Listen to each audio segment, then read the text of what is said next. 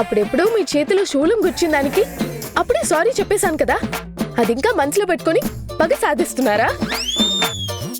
ఆ డబ్బు మీదే ఎన్న ఆశలు పెట్టుకున్నానో తెలుసా మీకు? అనవసరంగా దొంగల పాలైపోయింది. కనీసం దొంగని పట్టుకోవాలని ప్రయత్నం అయినా చేశారా మీరు? పోనీలేండి మేడం, మీలాంటి వాళ్ళకి పోయిన డబ్బు ఒక లెక్క.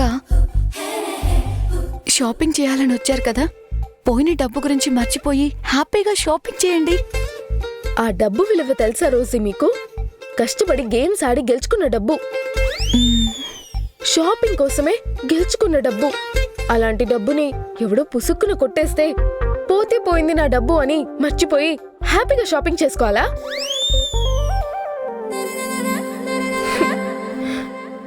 ఆ డబ్బు లేకుండా షాపింగ్ ఎలా చేయాలి, గిఫ్ట్లు ఎలా కొనుక్కోవాలి?